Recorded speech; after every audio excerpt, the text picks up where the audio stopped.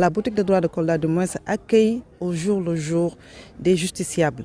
La plupart des femmes qui viennent nous exposer le problème, il ne peut pas y avoir un cas où la violence économique, surtout les cas de divorce, où la violence économique n'est pas citée. La violence économique, c'est quoi? Parce que quand on parle de violence économique, c'est dans le cadre du mariage. Parce que le code de la famille a été très clair. Le mari est le chef de famille, donc c'est à lui que incombent les charges du ménage.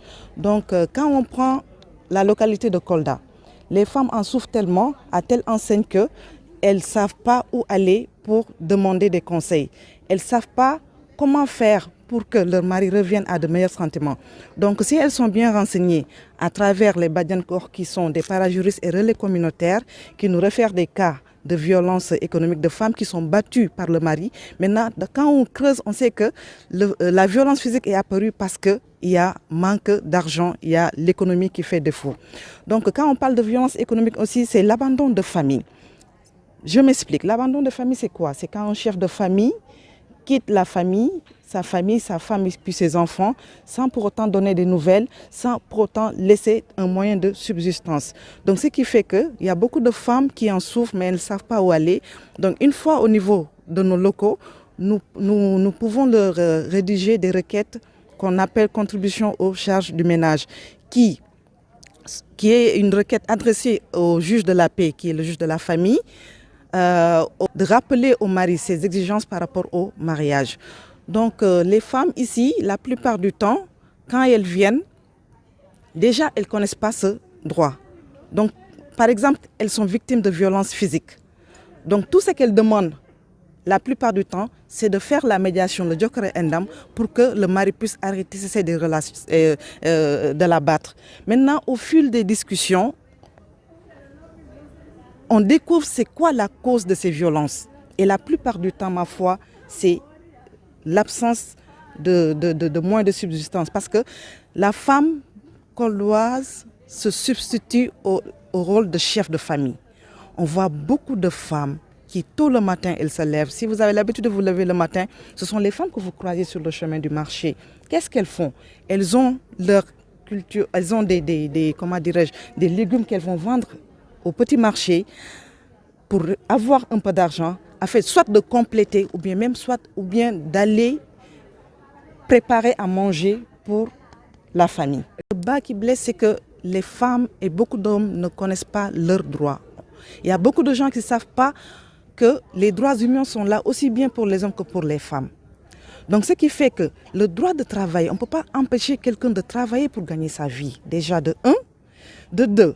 On ne peut pas être chef de famille et puis refuser de contribuer aux charges du ménage. Donc ce que les femmes et les hommes doivent comprendre, c'est que la famille c'est tout un ensemble. Donc il y a des rôles et des responsabilités qui incombent à l'un et à l'autre partenaire. Vous savez que quand on parle de violence, il ne s'agit pas uniquement de violence physique. Bon, on peut noter les violences économiques.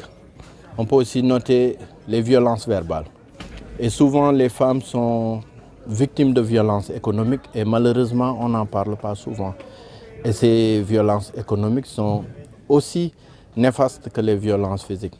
Et avec l'avènement de la pandémie, nous avons remarqué que beaucoup de femmes qui s'activaient dans le petit commerce, dans le business, et ce qui permettait de prendre en charge les enfants au niveau de la famille, ce qui leur permettait de se prendre en charge elles-mêmes, a basculé.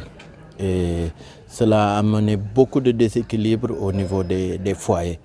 Et ça a même entraîné des violences physiques, parce que beaucoup d'hommes qui se faisaient entretenir par des femmes se sont sentis à l'étroit, dans la précarité, et ça leur a rendu beaucoup plus violents. Il y a des pesanteurs culturelles qui sont néfastes et qu'il faudrait, je pense, à mon avis, dénoncer avec rigueur. Dans plusieurs sociétés, il est vraiment lamentable de constater que beaucoup d'hommes se font entretenir par des femmes. Et ces hommes-là trouvent toujours des justificatifs pour ne pas mouiller le maillot, pour ne pas aller au travail. Et se font entretenir par ces femmes qui souffrent à la fois pour gérer les terres, qui souffrent aussi pour gérer le peu qu'elles gagnent, parce que tout ce qu'elles gagnent revient aux hommes. Voilà, nous sommes pour une démarche participative, parce que tout ce qu'on fait, on doit le faire avec l'aval de la communauté. C'est quelque chose qui n'est pas très aisé, parce qu'il faudrait aller au plus profond de la culture, et pour cela, il nous faut l'accompagnement et l'encadrement des leaders, tels que les leaders religieux, les leaders culturels et autres. Et je pense qu'avec leur appui, nous allons réussir à bien parler avec les populations afin de susciter un changement de comportement. Le CASADES en partenariat avec l'Agence catalane de développement et l'Institut des inégalités et l'AJS, l'Association des juristes sénégalaises, organise aujourd'hui une journée de plaidoyer pour l'application effective des lois sur les violences machistes au Sénégal en période de Covid. Quand on parle de violence économique, les gens ont tendance à les marginaliser parce qu'ils croient que c'est pas considéré comme violence.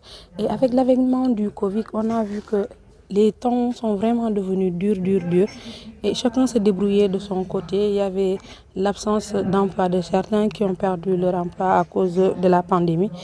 Et on a décidé de mettre l'accent sur les violences économiques. Parce qu'au niveau local, les gens ne le considèrent pas. Ils disent qu'il n'y a pas d'argent, il n'y a pas de travail.